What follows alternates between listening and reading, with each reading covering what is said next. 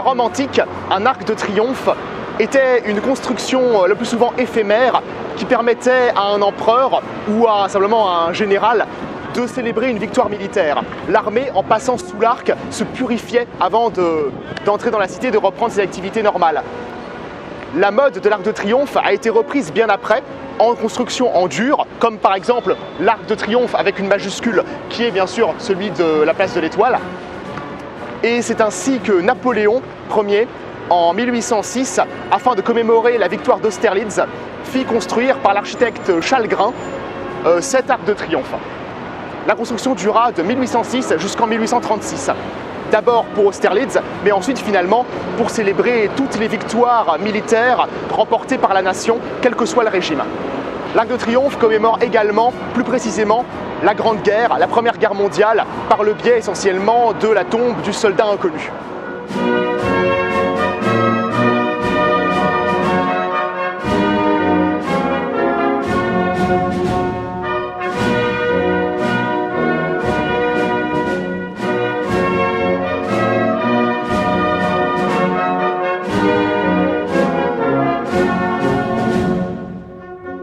Voici ici donc avec l'Arc de Triomphe sur la façade donc des Champs-Élysées. Sur cette façade des Champs-Élysées, nous voyons deux sculptures.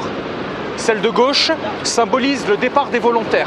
C'est le soldat français dans toutes leurs conditions différentes qui partent au combat pour défendre la patrie quand celle-ci est attaquée, pour protéger son honneur et sa gloire. En effet, ce monument n'a pas pour but de défendre un régime, monarchie, empire ou république. Il est là pour glorifier la nation française dans son combat de tous les jours et dans son combat face à tous ses ennemis, quelles que soient ses opinions politiques ou religieuses.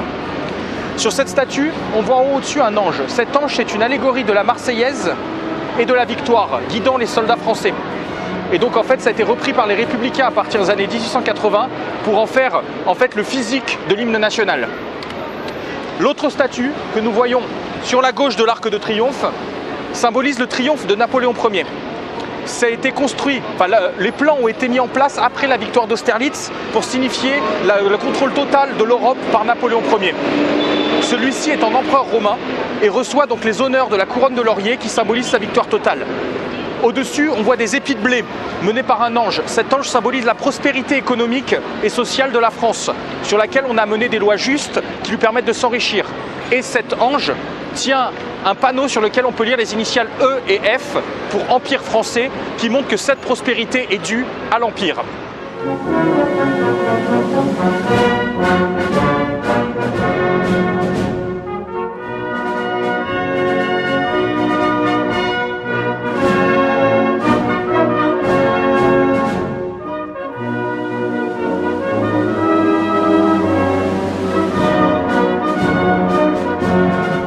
Voici sur l'autre face de l'Arc de Triomphe où les deux autres bas-reliefs s'offrent à nous.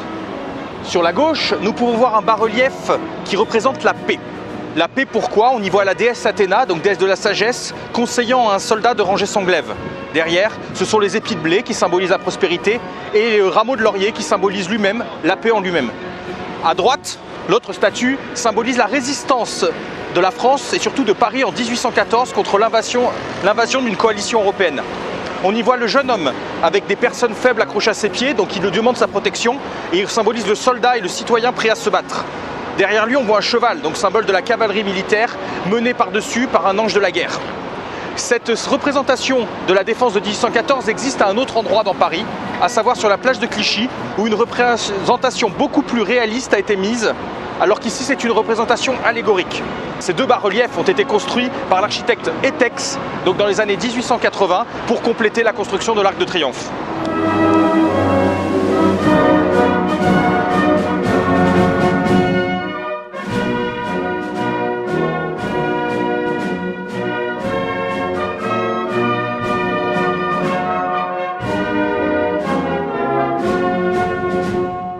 Nous sommes ici lors de la cérémonie du ravivage de la flamme du soldat inconnu. Cette cérémonie qui a lieu aujourd'hui à 18 h nous rappelle que nombre de soldats sont morts au cours de l'histoire pour protéger notre pays. Le soldat inconnu est une conception qui nous vient de la Première Guerre mondiale. Il s'agit d'un soldat dont nous ignorons l'identité, qui a été récupéré sur les champs de bataille en 1922, donc quelques années après la fin de la guerre. Ce soldat a été ensuite enterré en dessous de l'Arc de Triomphe et symbolise tous ces morts pour la France, dont on a oublié le nom à travers l'histoire et que nous essayons de continuer à honorer de notre vivant par le biais de ces cérémonies. Donc cette tombe est surmontée d'une flamme qui doit rester allumée en permanence et qui est ravivée de temps en temps lors de cérémonies, justement le soir à 18h, comme celle qui est en train de se dérouler juste derrière moi, derrière cette foule.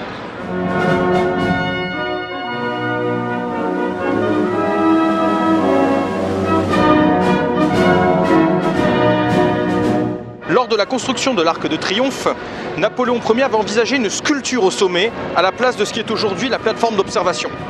Cette sculpture, plusieurs projets ont été imaginés, mais celui qui avait été retenu à la base était la construction d'un immense aigle en pierre symbolisant l'Empire qui devait surplomber l'Arc de Triomphe et regarder majestueusement les Champs-Élysées. La chute de l'Empire a empêché cet aigle d'être construit, car en effet, si les autres régimes ont décidé de conserver le monument parce que celui-ci symbolise la nation française, ils ont effacé cette référence à l'Empire beaucoup trop voyante à leurs yeux.